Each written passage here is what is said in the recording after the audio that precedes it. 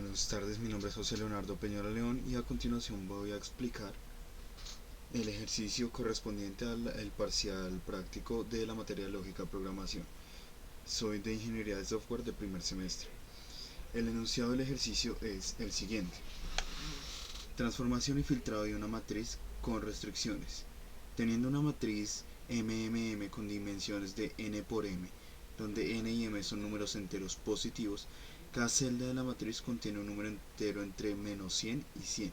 Se deben realizar las siguientes operaciones en la matriz de acuerdo con ciertas restricciones: suma de diagonales, es decir, recorrer las diagonales principales de esquina superior izquierda, inferior derecha, y sumarlas, así como en el otro sentido, y que si dicha diagonal contiene algún número negativo, esa diagonal se descarte para la suma.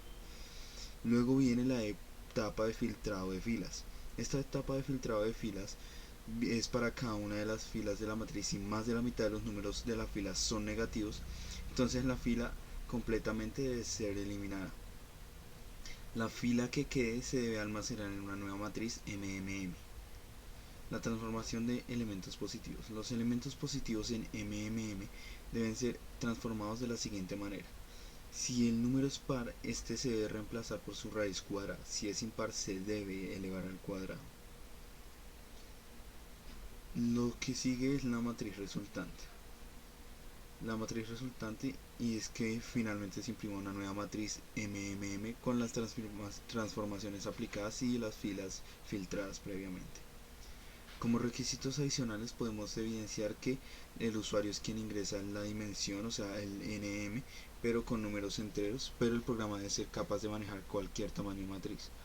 El programa, además de ello, debe hacer una verificación de restricciones en cada paso y mostrar mensajes apropiados si la matriz queda vacía después de las operaciones de filtrado. Y solo utilizar estructuras básicas de control, arreglos unidimensionales y bidimensionales. No se permiten las listas dinámicas o funciones predefinidas para el filtrado de matrices, tales como pueden ser mix, min, max, sum, etc. A continuación vamos a ver el video dividido en las partes lógicas. Vamos a ver el código. Iniciamos con la parte del ingreso de las filas y las columnas por parte del usuario. Después vamos a ver la creación de la matriz, en la cual se encuentra en esta parte y se replica debajo de ese mismo modelo en la nueva matriz, en la matriz MMM, para poder iniciarla. Y como una matriz generalmente se crea bajo un ciclo for, en este caso se manejó con un ciclo while para poder realizar la creación de la matriz y detener el proceso en caso de que se incumplan los requerimientos, siendo en el primer caso de que los números tienen que ser mayores que menos 100 o menores que 100, y en ese rango únicamente. Aquí se genera la matriz, primero las filas con i y j, que genera las columnas. Aquí le solicita al usuario el dato de la posición y le muestra la posición que el dato va a ocupar, iniciando por 0, 0, dependiendo de la cantidad de filas y columnas que se hayan establecido. Else, en este caso el break funciona para mantener el ciclo continuo hasta que se incumpla la condición. Siendo el caso de que se incumpla, dice que el elemento se encuentra fuera de rango. El break es una propiedad tomada de la estructura de estructuras repetitivas. Matriz append fila. Esto indica que tanto a las filas como a la columna se agregan a esta matriz original. El cálculo de la suma de diagonales se realizó con dos valores inicializados a 0 para que fueran variables acumuladoras, y una validación que en este caso inician las dos como true, o sea, verdaderas. Se inician el 0, y mientras que aquí es la creación de la primera suma diagonal, siendo el caso de que en esta haya un número que sea menor que 0, va a decir que es falso, y si no, va a empezar a realizar una suma con los elementos de la matriz. Aquí se vuelve a inicializar y en 0 y j en columnas menos 1 para ir cuadrando con el tema correspondiente a la matriz. En lo siguiente es la matriz secundaria, es decir, la otra matriz principal. y nuevamente se repite el proceso de la anterior matriz. Si la diagonal principal es válida, se va a escribir suma diagonal principal y va a mostrar la suma. En caso de que no lo sea, va a decir la diagonal principal contiene elementos negativos y no se suma. Nuevamente repetido en la segunda. En la nueva función vamos a ver la creación con estructuras repetitivas de la nueva matriz. En este caso podemos ver la lista de filtro de filas con negativos. Se genera una nueva matriz para almacenar las filas que no tengan negativo, inicializando con un i0 para trabajarlo dentro del while, iniciando dos contadores, contador de negativos y contador de elementos, dado que a caso contrario de que no sea la mitad, no elimina la fila. La siguiente parte va a iniciar y rectificar que cada uno de los elementos, si es menor que 0, lo va a añadir a contador de elementos, y si es un 0 lo va a añadir a contador de negativos. Si contador de negativos es mayor o igual a contador de elementos dividido entre 2, esto va a hacer que la nueva matriz, va a hacer que la fila se añada a la nueva matriz. Aquí vemos la transformación de la nueva matriz, inicializando con un i0 para poder trabajar bien. Y aquí vamos a ver que mientras i sea menor que el largo de la nueva matriz, se va a continuar con j, y j tiene que ser menor que columna. En esta nueva matriz todos los números deben ser mayores a 0. Y por ejemplo, en el caso de que está la nueva matriz, el módulo entre 2 va a ser igual a 0.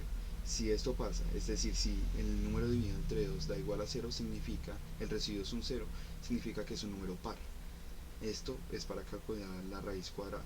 Y la raíz cuadrada es coger el número, la posición del número y volverlo un entero y elevarlo por 0.5, que es una manera de sacar la raíz sin importar la biblioteca matemática y utilizar la función square root, y va a añadir la raíz cuadrada a la nueva matriz. De lo contrario, si no es un número par, es decir, si el residuo de la división por 2 es diferente de 0, va a tomar ese número y lo va a elevar al cuadrado. Y el i igual o más 1 y j igual o más 1 va a permitir que la matriz se trabaje, los datos se vayan añadiendo de manera normal a la matriz. Imprimir la nueva matriz si no está vacía. Esta nueva función va a tomar la matriz y va a escribir matriz resultante, escribiendo cada uno de los elementos de la fila. Finalmente, en la matriz resultante está vacía. Este significa que cuando al final no obtengo unos números negativos de ninguna manera, esto me va a permitir manifestar y generar que no hay ninguna matriz resultante. La reflexión del ejercicio. Comentar que aprendieron de resolver el ejercicio. Fue una manera bastante diferente de trabajar las estructuras unidimensionales y bidimensionales sin utilizar, en mi caso, que es algo a lo que estoy acostumbrado, manejo de algoritmos de búsqueda y ordenamiento, tales como pueden ser el radix sort, binary search, etc.